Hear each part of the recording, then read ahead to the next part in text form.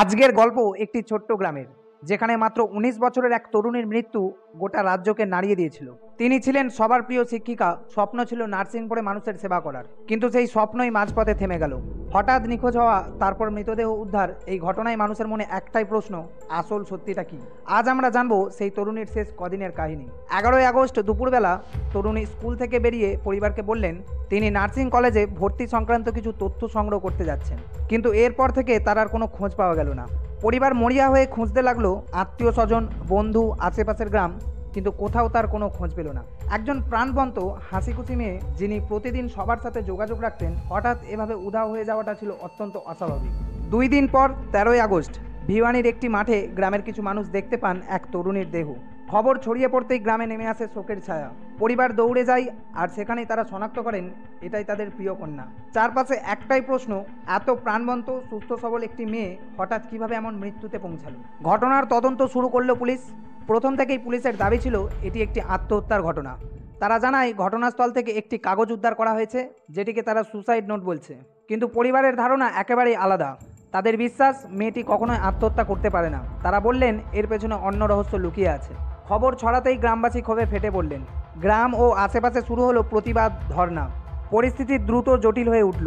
আইন শৃঙ্খলার অবনতির আশঙ্কায় সরকার অস্থায়ীভাবে ভিওয়ানি ও চরখি দাদুরি জেলায় মোবাইল, ইন্টারনেট, SMS ও ডঙ্গল পরিষেবা বন্ধ করে দেয়।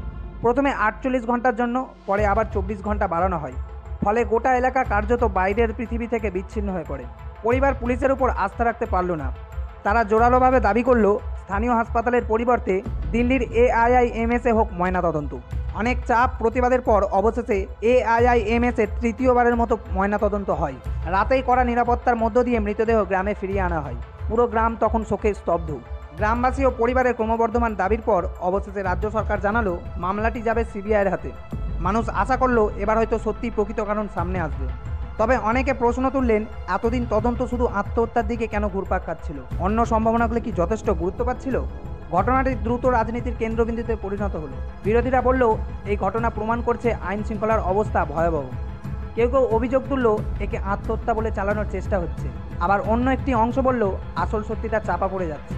রাজনৈতিক চাপ বাড়তে থাকলেও পরিবার তখনও তাদের একটাই দাবি ধরে রেখেছিল, সঠিক তদন্ত আর ন্যায় বিচার। আজও ধানীলক্ষণ গ্রামের আকাশে ভাসছে অনেক অজানা প্রশ্ন। একজন মাত্র ১৯ বছরের তরুণী, যিনি মানুষের সেবা করার স্বপ্ন দেখেছিলেন, কেন তার জীবন এত তাড়াতাড়ি থেমে গেল? তিনি সত্যিই কি আত্মহত্যা করেছিলেন, নাকি তিনি এক বড় ষড়যন্ত্রের শিকার? এখন গোটা রাজ্য তাকিয়ে আছে CBI তদন্তের দিকে। পরিবারের একটাই কথা, আমরা শেষ নিঃশ্বাস পর্যন্ত লড়ব। বন্ধুরা, আপনাদের কি মনে হয়, এটা কি আত্মহত্যা, নাকি এর আড়ালে রয়েছে আরও কোনো রহস্য? আর যদি মনে হয় সত্যি এই তরুণীর জন্য ন্যায় বিচার প্রয়োজন, তাহলে ভিডিওটি শেয়ার করুন। কারণ আজ যদি সত্যিটা চাপা পড়ে যায়, কাল হয়তো আবার একটি তরুণীর স্বপ্ন থেমে যাবে। নমস্কার, ভিডিওটি এখানেই শেষ করলাম। ভালো থাকবেন, সুস্থ থাকবেন এবং নিজের খেয়াল রাখবেন। আর হ্যাঁ, চোখ কান খোলা রাখবেন।